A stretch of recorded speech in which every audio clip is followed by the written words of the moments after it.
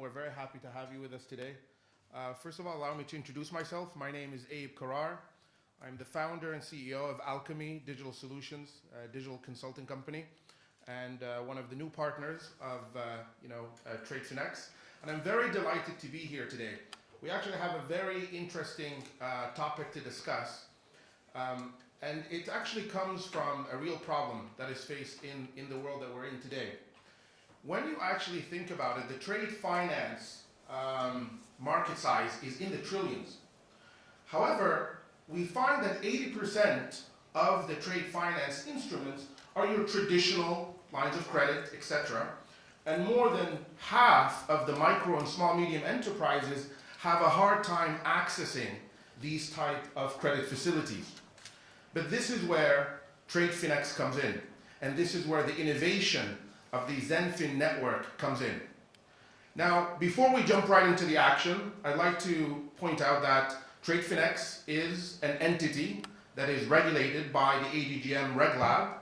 And to give us a little bit of a glimpse into the RegLab and what it's all about, I'd like to invite to the stage Dr. Bhaskar Dasgupta to talk to us about that. Welcome, Doctor.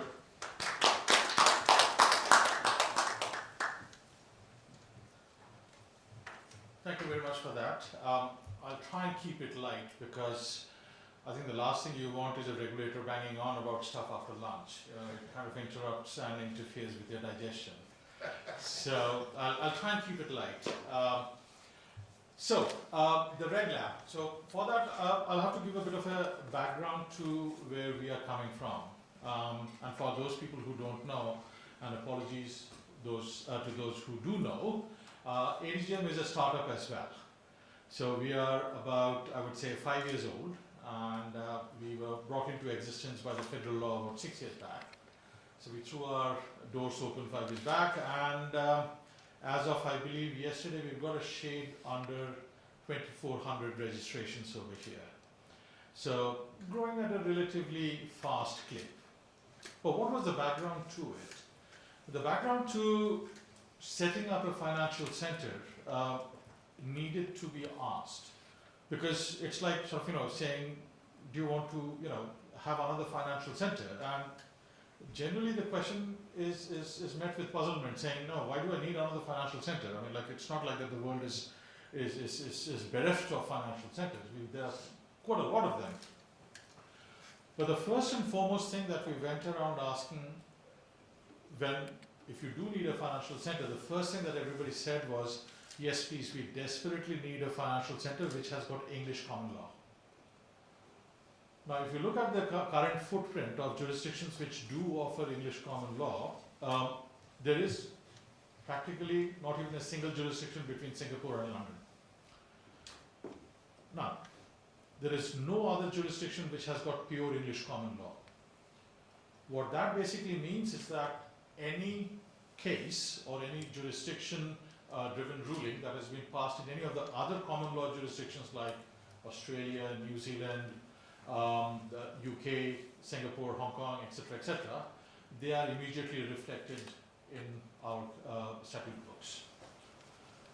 So if you want to compare it, one of the easiest ways to compare it is to look, for example, into the Companies Law Act in the UK. That, of course, excluding few things, we were just talking about it relating to stamp tax, that entire 800 pages is just copied and pasted. So that was the first reason why we were set up. The second reason that we were set up was Abu Dhabi wants to diversify its economy, because the president, and of course Sheikh Zayed, he already noticed that relying on a country's development on stuff that you dig out of the ground is by its very nature something that's going to run out in time. So we realized that our economy has to change and move away from a fossil fuel-based economy to an economy which is much more agile, mobile, and hostile to all kinds of inefficiencies. So the financial center that we are setting up is supposed to drive at least about 6 to 8% of the ADGM economy, plus finance all the new sectors that are coming up. And there's a reason why I'm giving you all this history. Now, when you're talking about the new sectors that are coming up, what are these new sectors? I was just pointing to this new badge that I got today, and it shows a spaceman. So we are just hosting our colleagues from the Luxembourg Space Agency, and the idea is that, did you know that UAE has got a flourishing space sector? We have investments. There is a huge space industry coming up in Al Ain, which incidentally has got 86% females working there. And so these are the new sectors that we are starting to develop. The same thing is happening in water. We're talking about education. We're talking about clean energy. We're talking about transportation, so on and so forth. So all these new sectors are coming up, and we are supposed to actually encourage their financing and development. But as you were saying, and me being a traditional banker for a long time and also worked for the British government in export finance, exporting is tough, especially when you're talking about goods. That's number one. Number two is, for those who are so inclined, might want to check out something that's called as a peak stuff theory. That stuff, stuff. This kind of stuff, anything that is made, the amount of stuff out there in the marketplace or in the market is starting to plateau out. One of the things that I had financed a long time back in Hong Kong was an Uber for suitcases. You have a suitcase, you just use it for 2 weeks or 3 weeks, and the rest of the time it just wasted space. So why don't you rent those? Now, great for consumers, but insofar as making stuff is concerned and international trade, you have just seen a huge hit in the number of suitcases being sold. And where I'm coming from in England, you're looking at a very large proportion of the economy was in services. One of the key things I used to challenge the people that I used to speak to was, you're talking about a 16-year-old girl who's sitting in Scunthorpe, and she's starting to build a business on Instagram showing how to do makeup skills. And she wants a working capital loan for $400. How is she going to get that? That was the exam question that I'm giving an example. Currently, that economic activity is extremely difficult to finance. Very, very difficult to finance. There are no assets. There is no collateral. There is no way that she's going to set up an LC. What are you going to do when you're talking about YouTube? And this is the kind of new economic sectors that we are starting to see that are coming up. So for that, we are very, very cognizant that the financial system that needs to exist to support that, frankly, we don't know. That's the fundamental assumption we are starting with. Yes, I have a rule book, which is fat. Well, that shows what an old git I am. It's electronic, so it can't be fat. But there are lots of pages there. But the new mechanisms that we're talking about, we have no idea. We have absolutely no idea about what are the requirements that might be coming up. We have absolutely no clue about how services trade is going to be financed. We have no idea about what is the meaning of collateral in the new world.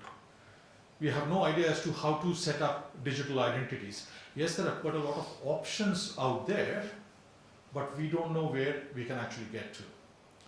So that was, in a very, very long story, cutting it short, the idea was that we wanted to create an environment where people can come and test out new operating models. So that's what gave rise to our RegLab. And I know everybody says that they have a RegLab and they have a Sandbox and things like that, but what we think we have managed to achieve, number one, is obviously, as I said, the English common law is absolutely vital. The one person who said, I've got to give you this little story, but you have got to excuse me, I'm an old man, so I end up telling stories. So I met up with this person who had qualified under a different system of law.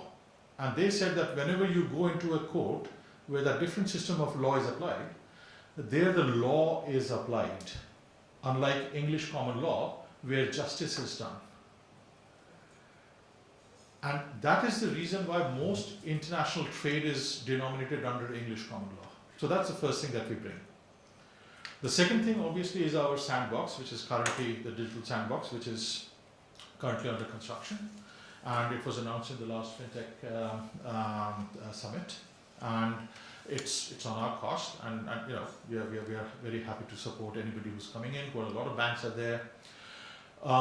We started off the RegLab thinking about how do we encourage new entrants like yourselves to come in a safe and secure environment to test it out.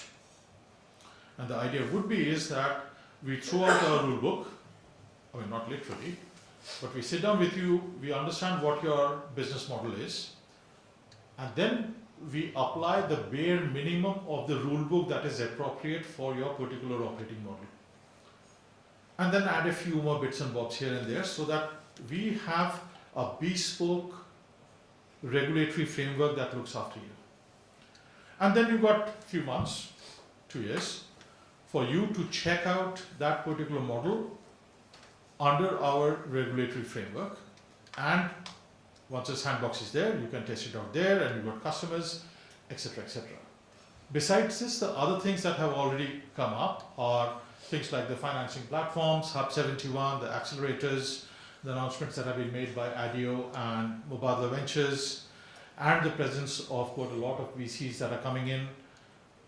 And plus, the most important thing is that even though that the peak stuff theory is coming through, you are still in the middle of the location on Earth where most of the future growth is going to come from. So whether you're talking about the trade corridors between China and Africa, whether you're talking about South Asia and the Middle East, these corridors that you're looking at, you are right in the middle. And of course, the government is very, very interested to encourage this kind of development to happen. So the entire Abu Dhabi solution that we have got is, as I said, the legals, the technicals, the regulatory, the funding, and then we are of course available to help out, like I'm standing here, I'm telling you, these guys asked, it's in my interest to make sure that we encourage firms like them, especially who are coming up with new solutions. Okay, let's sit down and talk. So that, in a nutshell, is our RegLab. It's opened by cohorts, and each cohort has got a particular theme. But we are open. If anybody is interested in the RegLab, drop us a note. Happy to talk. So thank you very much. Hopefully I haven't taken up more of your time, but best of luck for that. Thank you. Thank you very much, Dr. Bhaskar Das. That was very insightful and very, entertaining at the same time. Thank you.